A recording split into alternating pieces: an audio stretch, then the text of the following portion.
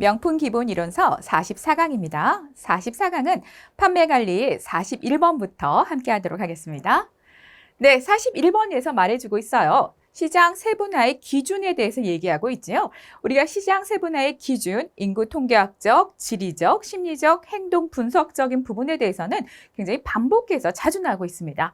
자, 지금 41번 보게 되면요, 심리 분석적인 변수에 해당하는 것을 묻고 있지요. 그럼 먼저 1번 보겠습니다. 1번 종교, 인구, 또 연령, 인구 밀도는 뭐죠? 지리적 변수에 해당되겠죠. 자, 우리 라이프 스타일, 그럼 심리적 변수에는 뭐가 또 있을까요? 우리가 사회 계층이라고 얘기할 수 있지요. 사회 계층뿐만이 아니라 개성과 관심도 뭐다? 우리가 심리적 변수다라고 얘기할 수 있습니다. 그래서 정답은 4번이었습니다. 42번 보겠습니다. 잠재 시장을 평가할 때 마케팅 관리자가 체크해야 될 사항으로 거리가 먼 것은 아는 부분이네요. 잠재 시장의 매력도 가능성 이런 부분인데요. 자, 아닌 것 한번 보도록 하겠습니다. 3번에 너무 생뚱맞아요. 어느 별에서 왔는지 모르겠습니다. 우리가 2차 자료, 1차 자료는 어디서 나와요? 우리가 시장조사에서 시장조사를 하는 방법, 자료 조사는 방법에 해당되지요.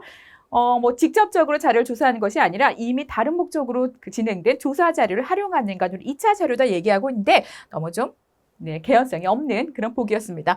그럼 4번 보겠습니다. 시장 세분화에 적합한 기준. 우리가 시장에 대한 어떤 적정한 규모도 있어야 되겠죠. 그리고 또 활동 가능성도 좀 있어야 되고요. 또 어떤 매력적인 부분도 판단해야 되는데, 자, 그런 걸 좀 얘기하고 있습니다. 그래서 답은 몇 번이다? 네, 3번이었습니다. 43번 보겠습니다. 고객 욕구의 차이점보다는 공통점에 초점을 맞췄대요. 우리가 공통적이다라는 거는 시장을 하나의 시장을 그대로 전체로 봤다라고 볼 수 있지요. 대표적인 게 뭐예요? 우리가 그 시장 커버리지 전략을 보게 되면 비차별화 전략, 대량 생산, 대량 유통이죠. 시장을 이질성으로 봤나요? 아니에요. 우리 공통성으로 보게 되죠. 그래서 지금은 비차별화 마케팅이 나타나지 않았지만 비차별화 마케팅에서 진행하고 있는 거 어떤 것들이 있어요? 그렇죠. 대량 마케팅, 대량 유통, 대량 생산을 얘기하고 있죠. 그래서 정답은 몇 번입니까? 네, 1번에 해당되고 있습니다.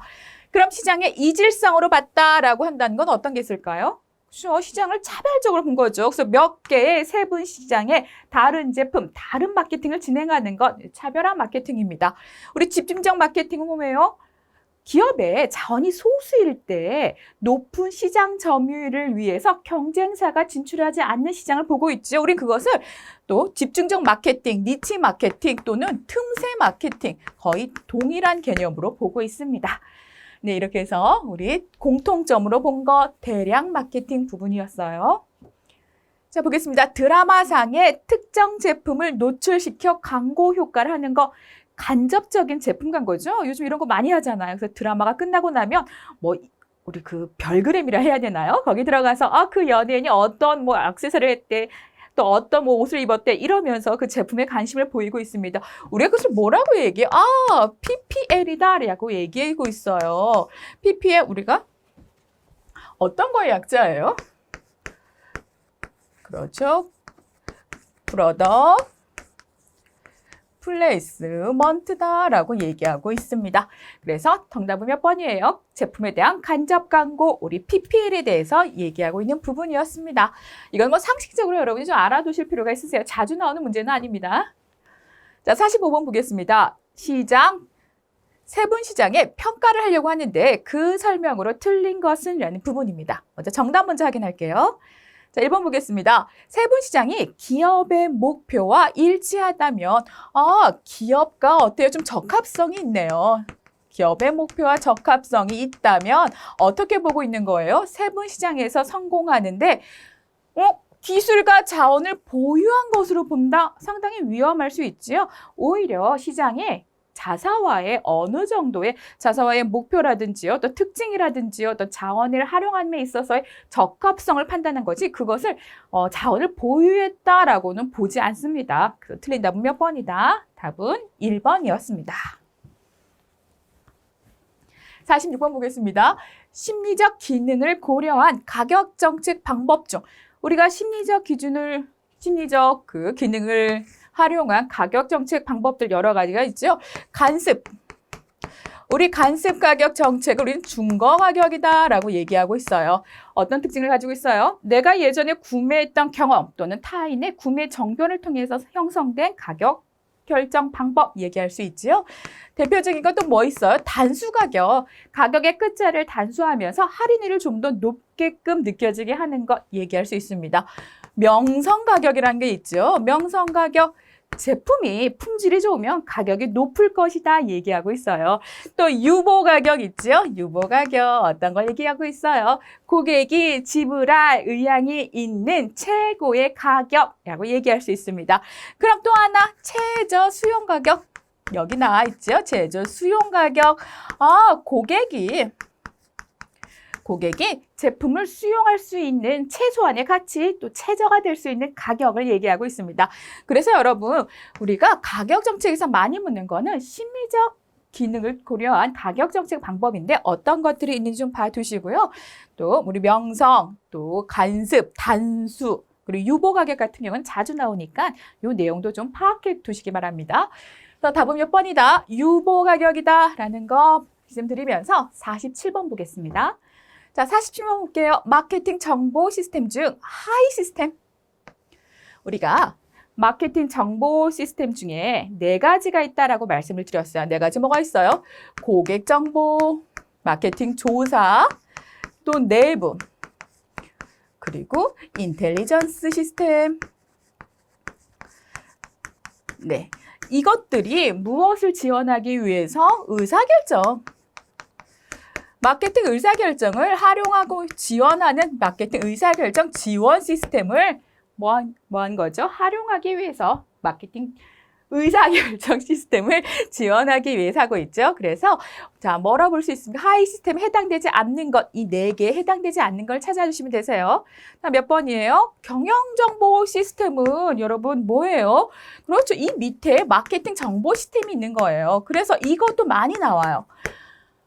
마케팅 정보 시스템은 경영 정보 시스템의 상위 개념이다. 이렇게 나와요. 아니죠. 뭐예요? 우리가 하위 개념 안에 있다라는 것도 정리해 두셨으면 좋겠습니다. 자, 하위 시스템에 해당되지 않는 것. 네. 자, 48번 보겠습니다. 우리가 시장과 제품 전략 중 우리가 시장 제품 전략하면 우리 시장 제품 그리드라는 표를 여러분이 머릿속에 꼭 넣어 주셔야 돼요. 전략 중 묻고 있어요. 상품의 변화는 하지 않았고 기업으로 하여금 새로운 시장에 새로운 고객을 찾는 그런 전략을 얘기하고 있대요. 우리 한번 그려볼까요? 우리가 제품과 시장에 대한 전략 그리드를 봤을 때 우리 기존 제품이요. 기존 제품, 우리 신제품. 시장은 기존 시장, 우리 신시장 볼게요. 기존 제품으로 기존 시장을 공략할 때 필요한 거는 시장 점유율을 확대하는 거겠죠. 그것을 뭐라 그러면 우리 시장 침투 전략이라 그래요. 시장 침투 전략이다 얘기하고 있습니다. 저 기존 제품으로 새로운 시장을 우리가 공략하려고 해요. 그럼 어떻게 돼요? 시장을 개척해야 되겠죠. 이것을 시장 개척 전략이다라고 얘기하고 있습니다. 그럼 새로운 제품으로 기존 시장을 가게 되면은요. 새로운 제품이 필요하니까 제품 뭡니까? 제품 개발 전략에 들어가요. 개발 전략이었죠? 자, 새로운 제품으로 새로운 시장을 개척하는 건 우리는 사업에 다각하다라고 얘기하고 있습니다. 그런데 뭘 묻고 있어요? 제품의 변화는 필요하지 않는데요. 필요하지 않는데 새로운 시장의 고객을 찾는 활동이죠. 그럼 뭐에 해당돼요? 시장 개척 전략, 시장 개발 전략이라고 볼 수 있겠죠? 답은 몇 번입니까? 네, 2번이었습니다.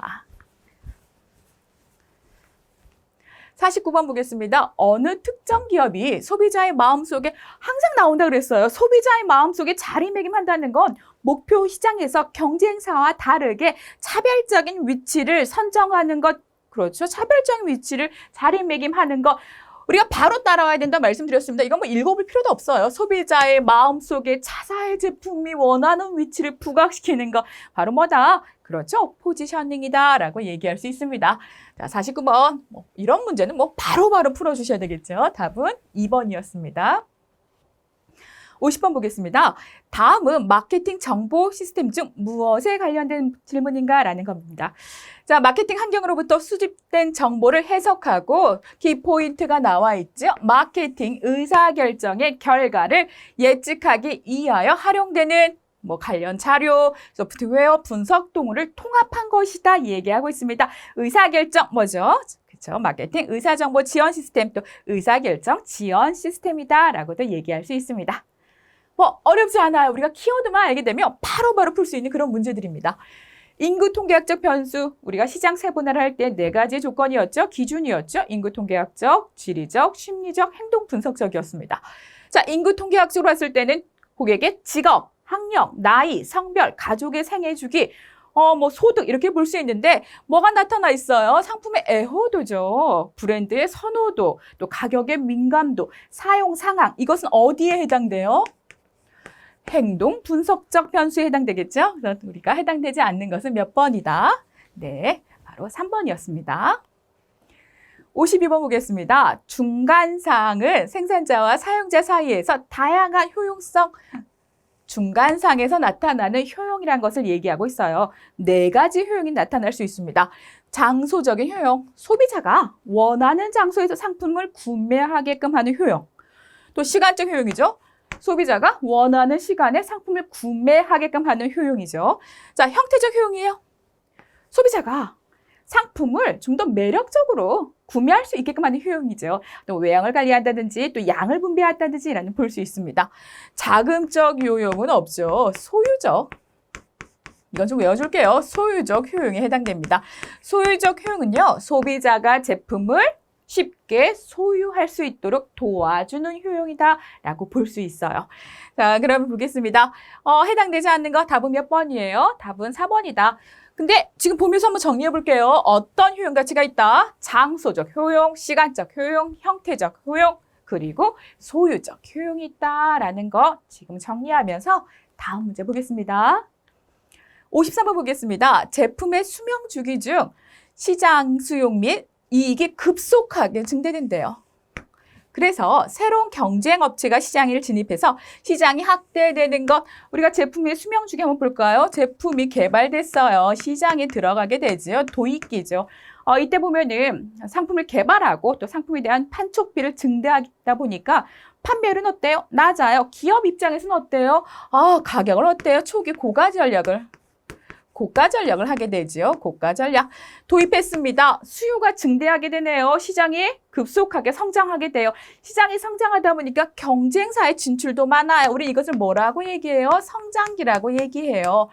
경쟁이 치열해지다 보니까 시장의 성장률이 둔화되게 되죠. 시장의 성장률이 둔화되는 우리는 성숙기를 맞게 됩니다. 자, 성숙기가 끝난 후에 어떤 게 나타나죠? 매출과 성장이 급속도로 하락되는 우리는 그것을 쇠퇴기로 보게 되죠. 그래서 우리가 제품의 수명주기다 얘기하고 있습니다. 시장의 수용과 이익이 급속히 성장한다. 어디에 해당돼요? 그렇죠. 성장기에 해당되는 부분입니다. 우리가 제품의 수명주기도 아주 자주 나오고 있어요. 그래서 여러분 이 특징 확실하게 구별을 지어서 학습해 두세요. 54번 보겠습니다. 가격 결정에 영향을 미치는 요인을 크게 내적 요인과 외적 요인으로 나누고 있습니다. 그럼 내적 요인은 뭘까요? 기업의 내부적인 요인. 그럼 외적 요인은 뭘까요? 어떤 경쟁사도 해당될 수 있겠죠. 시장의 상황, 시장 상황, 또 수요의 상황, 또 법률적인 거, 법규적인 거, 사회적인 거, 이런 것을 뭐라고 얘기할 수 있다? 이런 것을 우리 외부적이다라고 얘기할 수 있어요. 자, 볼게요. 볼 때 내적 요인으로 옳은 것은 보도록 하겠습니다. 옳지 않은 것은 바로 시장과 수요라는 부분이었습니다. 어디에 해당되죠? 당연히 우리 외적 요인, 외부적 요인에 해당될 수 있습니다. 자, 우리 텔레마케팅 관리사에서 자주 나오는 거. 그래서 내적 요인, 외적 요인 이렇게 분류하는 문제들이 자주 출제되고 있으니까 기준에 따라서 확실하게 분류를 해두세요. 자, 55번 보겠습니다. 다음 중 직접 유통. 직접 유통은 생산자가 어떻게 해야 돼요? 생산자가 중간상을 거치나요? 그렇지 않아요. 누구에게? 바로 소비자에게 판매하는 거죠. 근데 이렇게 판매하게 되면 생산자 입장에서는 제품에 대한 통제가 어때요? 아, 우리 제품 어떻게 관리하고 어떻게 판매하고 이런 통제가 용이하겠죠. 그런데 이 소비자라는 분들이 서울이라는 한 일정한 장소에만 있나요? 그렇지 않아요. 지역적으로 이제 강범위해요. 그런데 생산자가 소비자를 충족시킬 수 있는 지역적인 한계가 그렇게 넓지 않다는 거죠. 그래서 1번 볼게요. 시장의 범위가 한정되어 있고요. 그리고 판매자가 이렇게 직접적으로 소비자에게 제품을 공급할 때 업무도 가중될 수 있다. 또 시장을 확장하는 데에도 좀 어려움이 따를 수 있겠죠. 이런 단점이 있습니다. 그럼 단점이 아닌 것은 뭐예요? 그렇죠. 2번이죠. 통제가 어렵나요? 아니에요. 통제가 용이한 장점이 있습니다. 자, 56번 보도록 하겠습니다. 전체적인 판매 촉진 수단 중 중간상을 대상으로 한대요. 자, 중간상으로 대상으로 하는 판매 촉진 방법은 많지는 않아요. 우리가 뭐 중간상에게 쿠폰을 주나요? 그렇죠. 그런 거 뭐 경품을 주나요? 자, 이런 것보다도 우리 리베이트라는 거 들어보셨을 거예요. 자, 제조업체 또는 뭐 우리가 중간상이 소비자에게 하는 판매 촉진 방법 중에 하나죠. 자신이 구매한 제품 내역을 발송해주면, 확인해주면 구매 금액의 일부를 반환해주는 건데 이 리베이트를 누구한테도 할 수 있다? 중간상에게도 많이 하고 있어요. 누가? 생산자가, 제조업체가 중간상에게 판매를 촉진시키기 위해서 판매한 금액의 일정 부분을 반환해주거나 또 다른 수단으로 또 보상을 지급하는 것, 그런 형태가 리베이트다라는 겁니다. 그래서 전체적인 판촉수단 중 중간상을 대상으로 하는 것, 리베이트 기억해 두세요. 자, 그럼 57번 보도록 하겠습니다. 다음 중 제품의 어떤 가격 정책을 설명하고 있냐라는 부분입니다.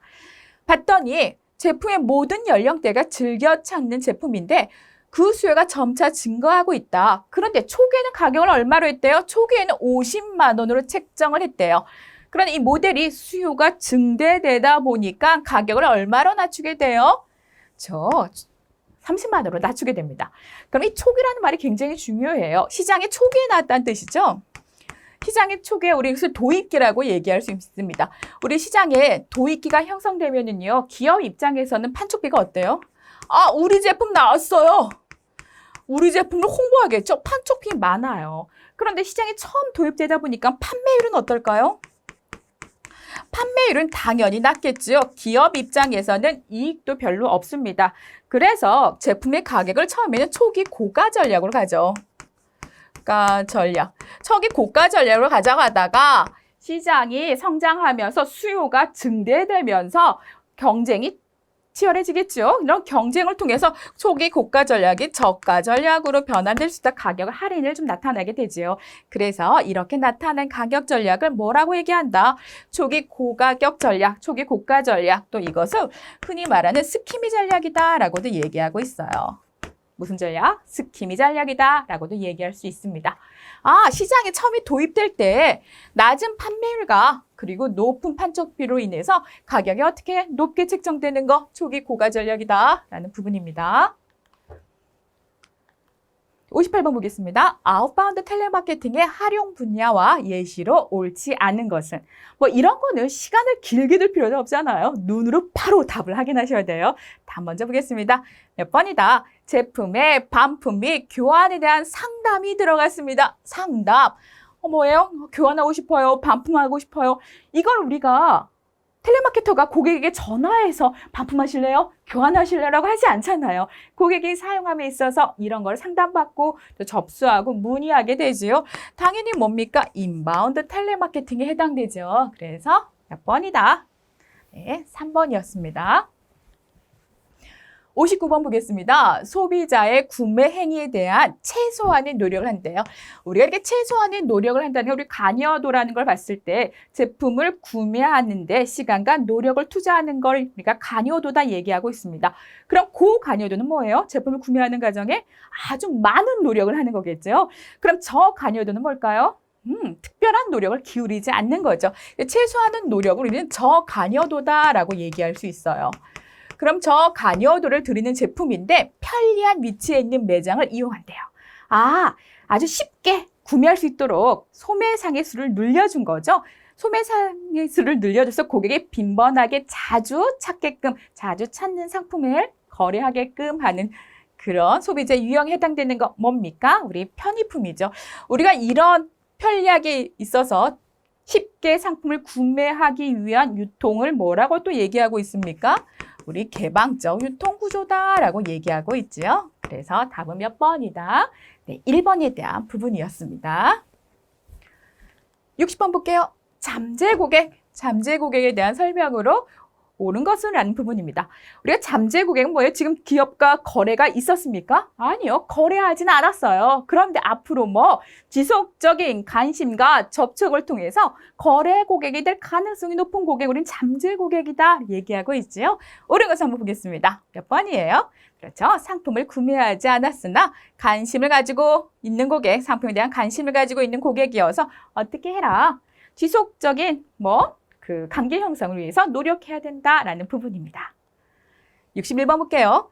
기업의 마케팅 활동을 크게 4가지, 우리가 마케팅 활동 4가지 변형돼서 많이 나오고 있지만요. 결국 묻는 건 뭐냐면 마케팅 4P에 대해서 묻고 있어요.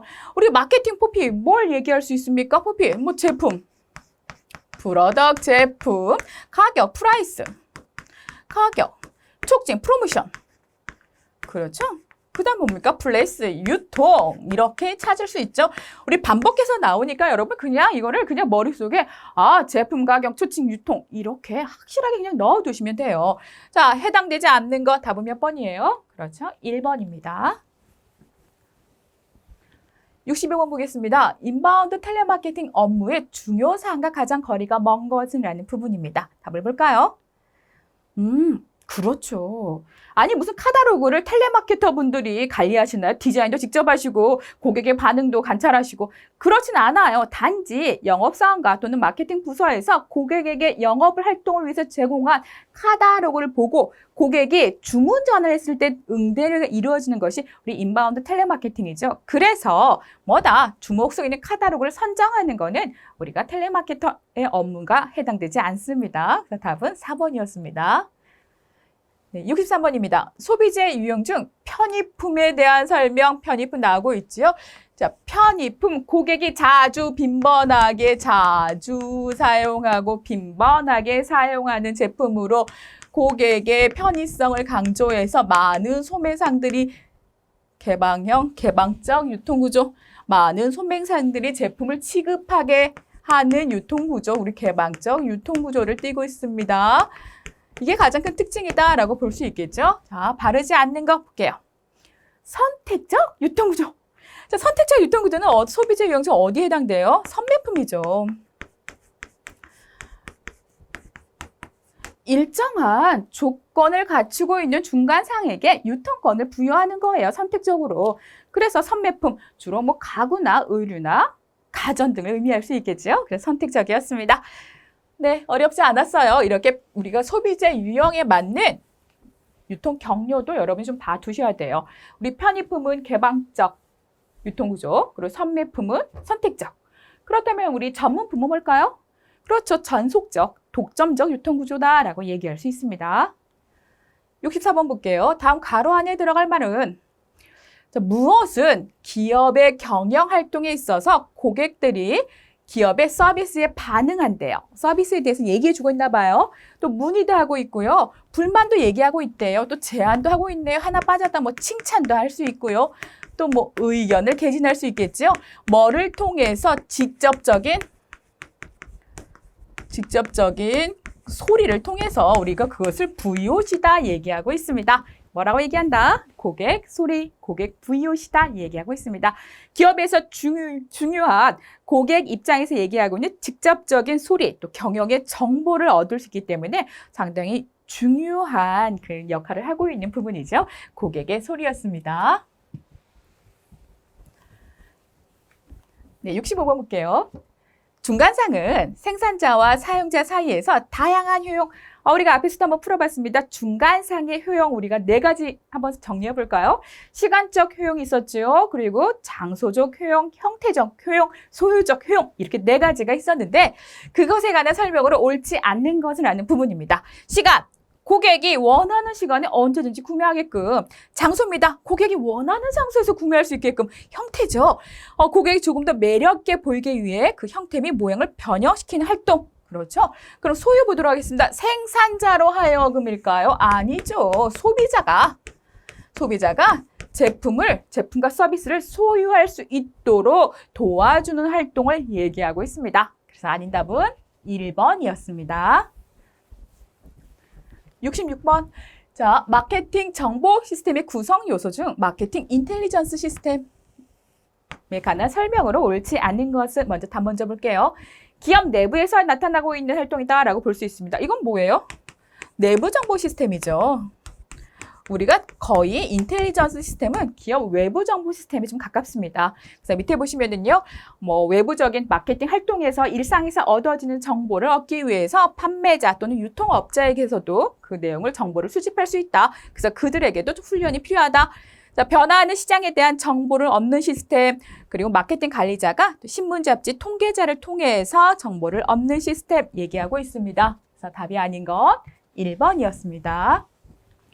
67번입니다. 시장 세분화 마케팅 전략 중 단 하나의 세분 시장만을 표적으로 삼아서 세분 시장이래 전체 시장이란 말이 안 나왔죠.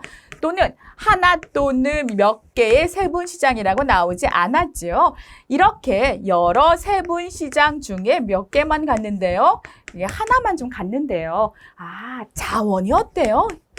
아, 자원이 한정적이구나. 자원이 한정적이다라는 걸 볼 수 있겠죠.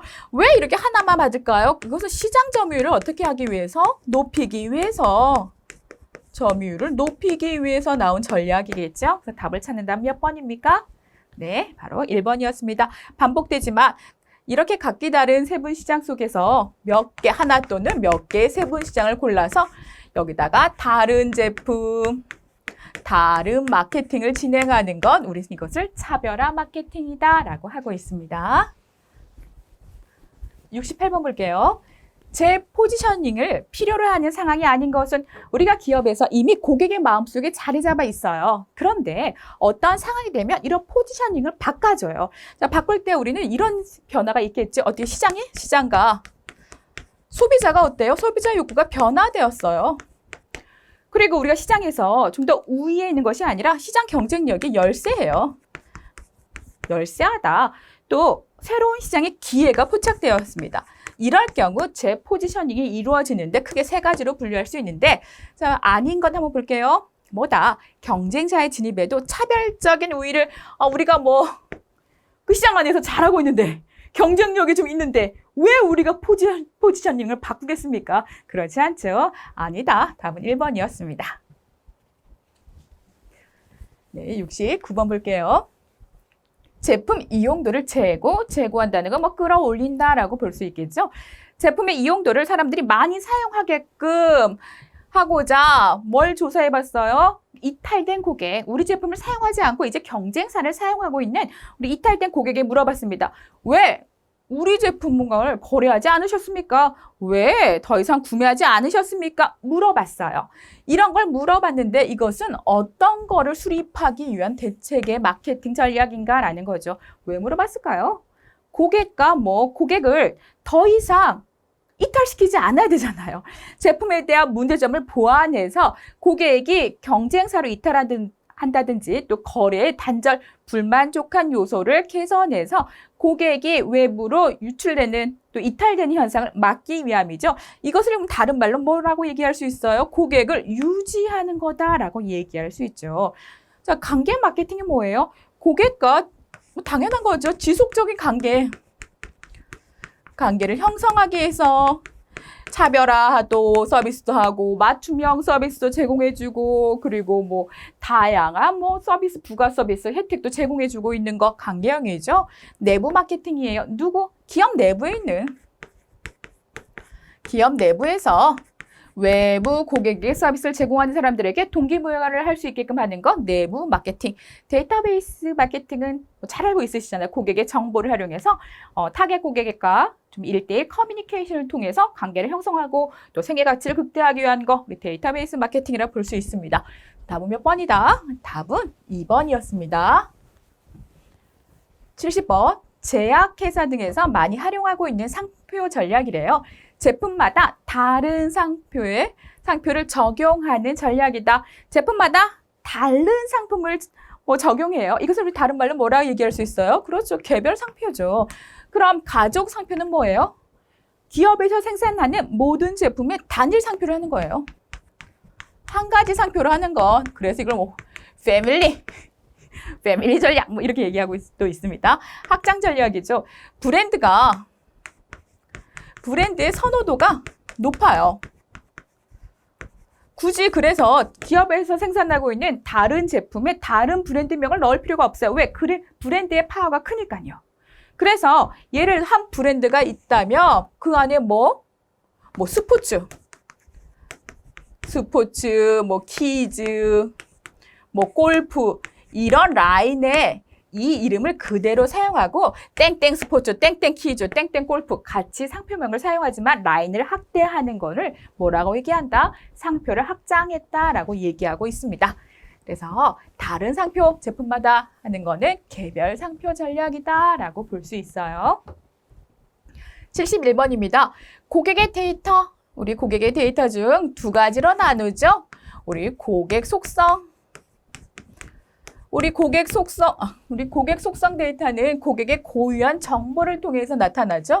그래서 고객 속성 데이터 어떤 것들이 있어요? 인구 통계학적인 부분이 해당될 수 있겠죠. 나이, 성별, 연령, 소득.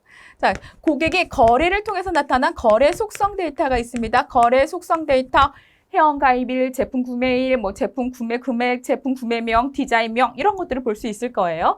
그래서 거래 속성 데이터에 포함되지 않는 것 뭐다? 우리 3번입니다. 고객의 고유 데이터죠. 그래서 고객 속성 데이터다 볼 수 있어요. 72번입니다. 데이터베이스 마케팅에 활용되는 고객 자료를 데이터 마이닝. 이거 좀 어려워해요.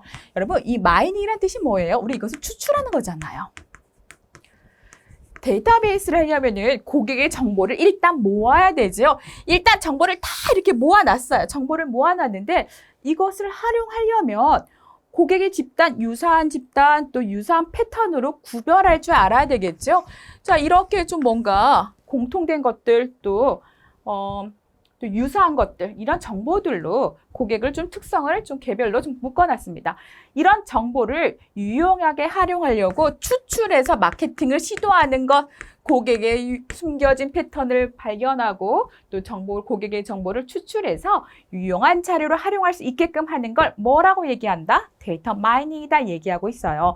그럼 이 데이터 마이닝을 하는 순서에 대해서 한번 보도록 하겠습니다. 첫 번째, 뭘 알아야 돼요? 문제에 대해서 알아야 되겠죠. 자, 문제에 대해서 알았다. 그러면은 뭐 해줘요? 우리가 선별하고 정제하고 그 다음에 변환하고 그 다음에 뭐 한다? 데이터 마이닝을 진행하고요. 그리고 해석 및 평가 통합입니다. 좀 어려워요. 그래서 외우셔야 될 부분인데 자주 나오진 않아요. 그래서 먼저 여러분이 알아야 될 거는 문제에 대한 정의. 어떤 것들 간에 다 조사에서 문제의 정의가 먼저겠죠. 또 분석이 먼저겠죠. 그래서 문제에 대한 정의, 또 선별, 변화, 데이터 마이닝, 그리고 해석과 평가와 통합 순서로 여러분이 이건 좀 외워두실 필요가 있겠습니다. 네, 73번 보겠습니다. 판매 촉진 전략에 대한 설명으로 틀린 것은 아는 부분입니다. 자, 먼저 볼까요? 자, 불황기에는 촉진 활동보다 경로나 가격 설정 전략이 중요하다라고 하는데 물론 불황일 때는 가격 설정 전략이 유용할 수 있는데 뭐 때문에 경로라는 것은 쉽게 바꿀 수 있어요? 아니죠. 어떤 이해관계를 통해서 어떤 계약을 통해서 나타나는 부분이기 때문에 경로는요. 변경이 쉽지 않아요. 자, 유통경로의 변경이 쉽지 않아요. 그래서 자, 3번 아니다라고 볼 수 있죠. 자, 상품에 따라서 촉진 믹스의 성격이 달라진다. 그렇죠. 우리가 상품 보게 되면 뭐 편의품, 전문품, 우리가 선매품을 봤을 때도 유통 경로가 다 달라지죠. 자, 2번 볼게요. 마케팅 커뮤니케이션이라는 건 결국 기업에서 고객에게 전달하는 메시지, 커뮤니케이션이다. 이거 볼 수 있겠죠. 자, 촉진의 본질은 소비자에 대한 정보의 전달이다. 맞는 말입니다. 그래서 틀린 답은 몇 번이다? 3번이었어요. 74번입니다. 기업의 마케팅 활동을 또 뭐 묻는 거예요? 그렇죠. 마케팅 우리 호피 묻는 거예요. 이런 문제 그냥 우리 그냥 거저 가져가는 거죠. 보너스다라고 생각하면 돼요. 뭐 이거는 뭐 쓸 필요도 없네요. 자, 호피의 구성 요소로 틀린 거 바로 나와야 되겠죠. 우리 프로세스 아니라 우리 플레이스 유통이 들어가야 되겠죠. 답은 몇 번? 네, 4번이었습니다. 75번 보겠습니다. 데이터베이스 마케팅 중 우리 RFM 너무 중요하죠. 뭐 우리 CRM에서도 중요하고 우리 데이터베이스 마케팅에서도 중요한 이런 부분입니다. 자, 우리 RFM을 통해서 뭐래요? 고객을 분석하죠. 모든 고객을 동일하게 보지 않는 거죠. 기업의 목표 달성을 위해서 기여도로 좀 보고 있고요. 기업의 충성도로 보고 있습니다. 어느 정도 우리 기업의 이익 창출에 기여했는지, 얼마만큼의 우리 회사에 대한 충성도를 가지고 있는지 대표적으로 판단하는 거, 분석하는 거, 평가하는 거 뭐다? RFM 기법이에요. RFM, R은 뭡니까? 리슨시죠. 뭡니까? 최근, 구매의 최근성. 우리가 F는 뭐예요? 프리퀀시죠? 그래서 빈도수다라고 얘기할 수 있고요. M은 뭐죠? 얼마나 많이 구매했는지, 구매량에 대한 이야기죠. 그래서 아닌 답은 몇 번? 4번이었습니다. 너무 중요한 우리 RFM 분석이었습니다. 76번, 제품에 관한 설명 중 틀린 것은 보겠습니다. 전문품은 제한적인 유통 경로를 선택하죠. 그렇죠. 그래서 우리가 뭐 전속적이다라고 얘기하고 있습니다. 또 독점적이다라고도 표현할 수 있어요. 자, 편의품은 포장이 중요해요. 왜? 제품에 대한 차별화가 별로 없습니다. 대량 생산이죠. 제품에 대한 차별화가 뭐라고 쓴 거예요? 재발 차별. 그렇죠. 제품에 대한 차별이 어때요? 차별이 크지 않아요. 차별화가 별로 크지 않아요. 대량 생산, 대량 유통인데 어떤 외형적인 요소에 움직인다. 전문품은 고가다 보니까 이익이 폭이 당연히 없겠죠. 전문품이 편의품보다 점포수가 더 필요해요? 반대죠. 전문품은 우리 점포수를 줄이잖아요. 그래서 제조업체가 중간상을 통제를 용이하기 위해서 전속적인 계약으로 유통권을 부여하고 있지요. 일단 틀리죠? 편의품이 전문품보다 점포수가 더 필요하다라는 부분이었습니다. 77번. 여러 점포를 모두 특정 지역에 집중한대요. 그려봐야지 뭐. 이런 시장이 있습니다. 시장이 있는데 여기에 많은 점포를 넣는다는 거예요. 여러 점포를 특정 지역에 집중시킨다라는 거죠. 왜 그랬을까요? 여기에 뭐가 중심이에요? 인프라가 갖추어진 거죠. 자, 인프라가 갖춰졌다는 건 뭡니까? 인구 밀도가 높다라고 볼 수 있겠죠. 그러다 보니까 교통의 중심이에요. 그런데 이런 시장 안에 많은 점포를 넣는 이유는 경쟁사의 진입을 어떻게 하기 위해서 진입 장벽을 높게 하기 위해서 그랬겠죠. 그럼 이렇게 진행하는 마케팅은 뭐다? 많이 넣었어요. 뭐예요? 포화하게 만들죠. 포화 마케팅이다라고 볼 수 있습니다. 니치 마케팅 뭐라고요? 틈새 마케팅. 우리가 집중화 마케팅과 비슷한 의미다라고 말씀을 드렸어요. 78번입니다. 제품의 가격의 변화에 따른 소비자의 수요 변화나 공급치를 관한 정보를 나타내는 것. 이건 뭐라 얘기해요? 그렇죠. 우리 가격의 탄력성이다 얘기하고 있습니다. 그러면 가격의 탄력성이 높아요. 이거는 그러면 우리가 뭘까요? 가격에 대한 민감도가 높다라고 볼 수 있겠죠. 탄력성이 높다. 그래서 우리가 가격을 올리면 수요가 어떻게 돼요?